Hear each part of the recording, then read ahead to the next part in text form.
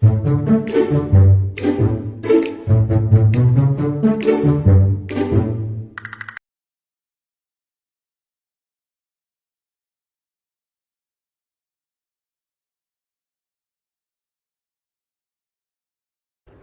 everyone, my name is Sharamita Azmahamid. In this presentation, I will briefly explain about the introduction of this topic. Alright, first and foremost, what is New Public Management? NPM emerged as a major movement that transformed established approaches to governance and organizational management. NPM represents a paradigm shift characterized by the market-oriented principles borrowed from the private sectors, emphasizing efficiency, performance, accountability, and customer-centric service within the public sector. It advanced marked a departure from the conventional bureaucratic models of governance and prevalent in traditional public administration. However, the traditional public administration ruled in the principle of hierarchy, formal procedures, and adherence to rule had long been the cornerstone of the governmental structure.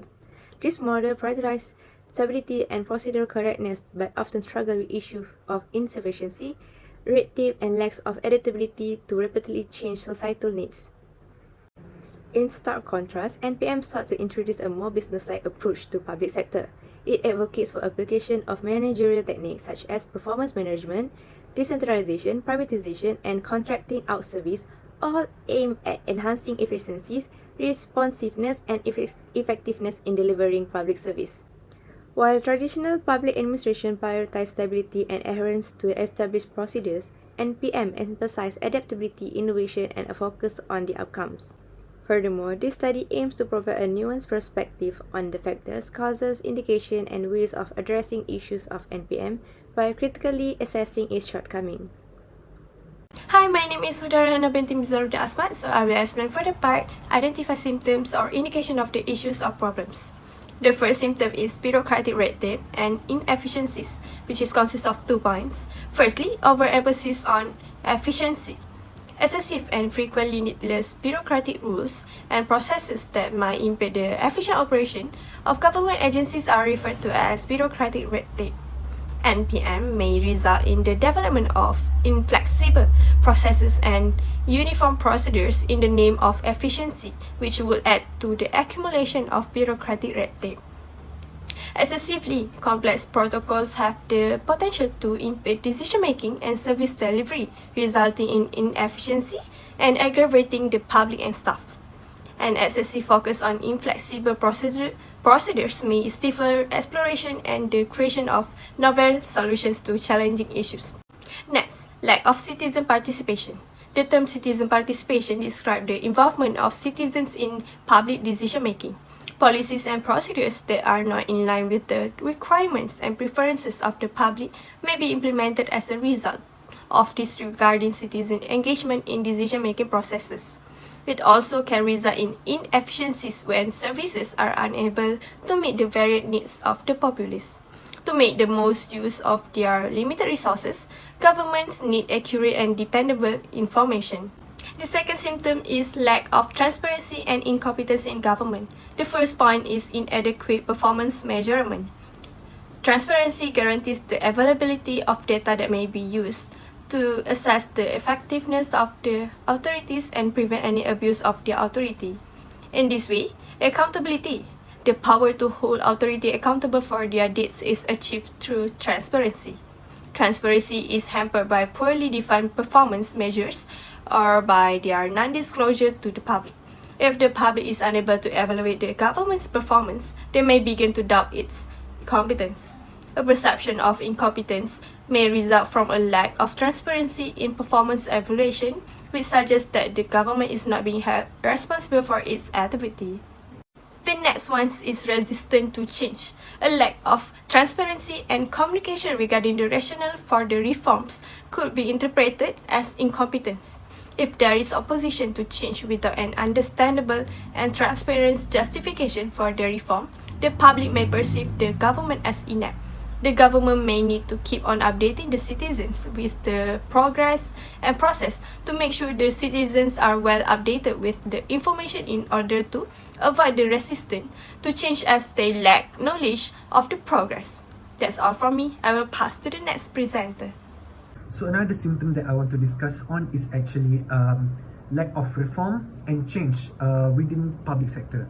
So firstly, NPM, new public management, lead to inflexibility.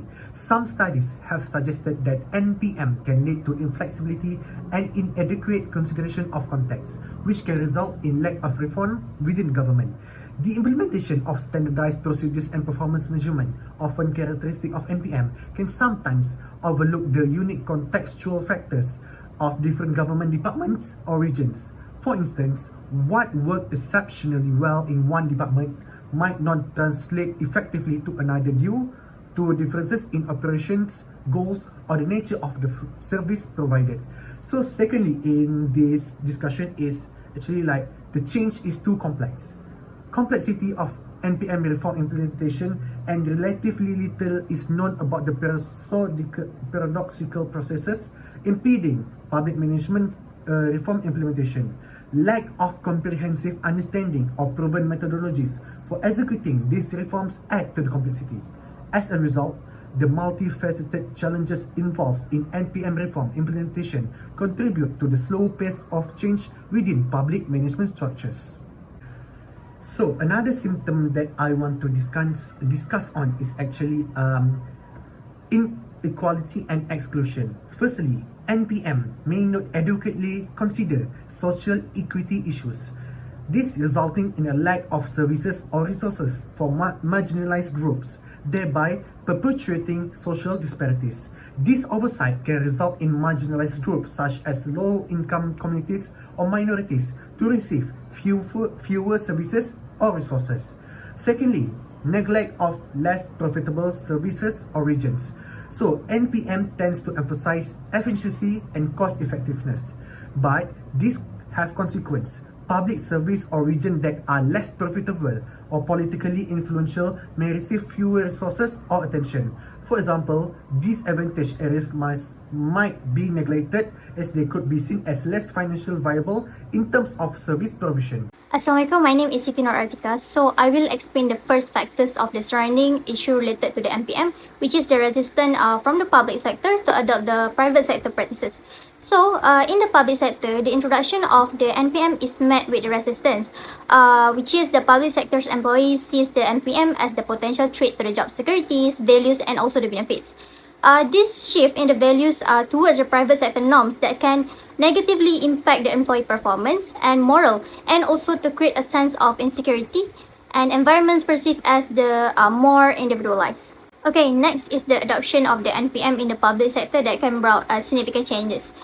Traditional expectation of the loyalty and also the job security has been shifted. So the NPM implementation that can lead to downsizing, layoff, and also the pension concerns. Public sector workers, they have started to prioritize values like the personal investment, competition, and also the asset accumulation that resembling more private sector norms. So we know that the resistance of the public sector to adopt the private sector practices is also influenced by the cultural and the value difference. In any workplace, we can see that how employees think and act is shaped by the culture. So the public sector organization often have a bureaucratic culture that emphasizes the strict rule, and this compared to the private sector is value the flexibility that causing a clash of the expectations. So this cultural difference is a major reason why the public sector resists to adopt the NPM practices. Okay, for easy understanding, cultural influence on the NPM implementation. According to the scholar Hotfit's dimension shows that a variation in the values across the country. So it's revealed that the cultural factors and the value difference, especially in the collectivist cultures that can resist risks, that play a crucial role in shaping the NPM reforms within the public sector. Implementing NPM bring its own sets of challenges. So I will explain the second factor, which is the inadequate infrastructure and also the resources. As we delve into the NPM reform, especially related to the insufficient infrastructure and also the resources, government often to grapple with the limited financial resources. So this puts a challenges as a government strive to provide essential public goods like education, public transportation, and defense, despite the resource shortage. Based on the scholar, they assert that NPM can lead to a hollowing of a national institution when they collaborate with the private sector. So this collaboration poses a challenges in the cost control and create complex governance structure. Moreover, in developing nations, they face hurdles in allocating the sufficient resources for the NPM reforms. For example, in Ghana, Africans execute the NPM reform is a major challenge for these nations. So, a study revealed that the issue with the poor payment system hindering clear control over spending and also the human resource.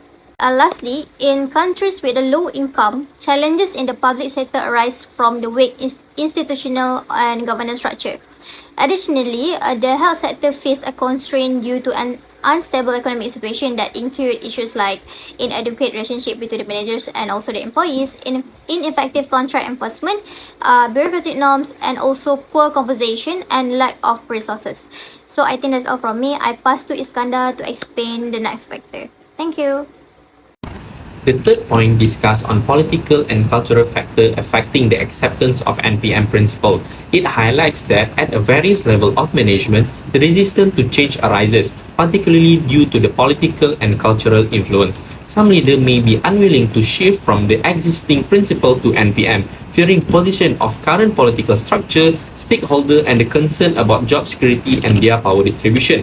The resistance is attributed to the factor like low tolerance for change and self-interest. In the context of Malaysia, political and cultural elements such as government size, centralized bureaucracy, and accountability system impact the adoption of NPM principle. The country has selectively embraced certain NPM component, implementing the best practice from the private sector to modify financial management and the administrative policy. For example, Malaysia National Blue Ocean Strategy (NBOS) is a public management reform initiative that seeks to promote innovation, creativity, and collaboration in the public sector. NBOS is an example of how Malaysia has selectively adopted NPM principle to suit its political and cultural context. Lastly, poorly designed NPM initiative that did not align with the specific needs of public sector. The goal of NPM was to enhance public service efficiency by applying private sector management technique. However, inadequate structure initiative failing to align with the specific needs of the public sector have been identified as a major factor contributing to the NPM-related issue. In developing nations, the lack of experience and unreliable information system poses a significant hurdle to successful NPM implementation, potentially resulting in inefficiency and poorly management. Corruption and nepotism in public management further obstruct the effectiveness of NPM, hindering the project from meeting the main requirement of the public sector and compromising accountability and also transparency. In countries like Malaysia, leading to poor cohesive projects that may not fully align with the sector demand. Poorly designed NPM initiatives that did not align with the specific needs of the public sector can be considered as a factor of issue related to NPM, as they may result in efficiency, mismanagement, and the other negative consequences in the public sector. That's all for the causes and factor of issue related to NPM. Thank you. Next, we can see how to provide ways of addressing issue or problems. For the first one is communication and stakeholder engagement. What it is? It's clearly profit-driven. Commercial enterprises are not philanthropic establishments, and as such, their focus in development policy is self-interested. More advantageous for the target countries than their absence is if they can be persuaded to invest in dangerous nations and regions where they would not otherwise be active by a government-led risks. So we can see in public infrastructure in developing countries is often underfunded by the government, particularly in capital-intensive industry. By investing in services that benefit disadvantaged populations, private enterprises can improve quality and accessibility while also helping to fight poverty, in line with the Madani economy's guiding principles, which place a premium on inclusive, sustainable economic growth that fosters social well-being. The government will keep growing and fortifying public-private partnerships, which is PPP. In the healthcare sector, for example, we can see that Health Minister Dr. Zaliha Mustafa, during her speech at the joint venture signing ceremony between Sun Surya Healthcare and Icon Cancer Center, said that public-private partnerships in the healthcare sector will be further developed and strengthened by the government in accordance with the Madani economy's guiding principles, which place an emphasis on inclusive, sustainable, and socially beneficial economic growth. Second, resource allocation and budgeting. From civil service departments to authorities, institutes, corporations, companies, and other types of freestanding public entities, all types of bodies are being transformed, even in nations without a formal corporatization program. There's nothing new in the fact that most emerging nations have been privatizing government operations for decades, with the possible exception that the tendency may have accelerated recently. They can include, for example, public-private wage disparities that are so large following years of austerity combined with raging inflation that it becomes hard to find and keep competent employees. Public-private partnerships can collaborate with private sector entities to leverage their expertise and resources for implementing NPM reforms. Deputy Prime Minister and Minister of Rural and Regional Development, Datuk Sri Dr. Ahmad Zahid Hamidi, signing the inauguration plaque on 27 August 2023 this year at the Ulu Keratung Rubber Industry Smallholder Development Biogas Project RISTA in Rompin. In his speech, people are then given work possibilities and economic spillover, particularly those living in rural areas. We are all winners together, everyone who is involved. According to him, this might help 3,000 rural families have a reliable electrical supply, improving their quality of life, and opening doors for small business owners to grow their operations. Third one is align NPM with political agendas and culture. NPM reforms have been introduced in public organizations to improve public services quality via diverse reforms, characterization, which refers to the post-bureaucratic competitive government that focuses on implementing more flexible means of offering improved public services, is the one of the key components that these reforms aim to undertake in order to deliver superior public services. Stated differently, it guarantees client satisfaction, performance outcomes are the primary focus or guiding concept. The concept of professionalism is reflected in the connection between deliverers and receivers. Over many years, the Malaysian government carried out a number of reforms. According to the NPM reforms characterization concept, the government has recently carried out such as changes to organizational structure and culture that prioritize creating an independent evaluation unit, organizing operations and organizations to assess performance objectively, concentrating on the result-based model, and introducing efficient practices into public spending. Thank you, Atika, for the explanation.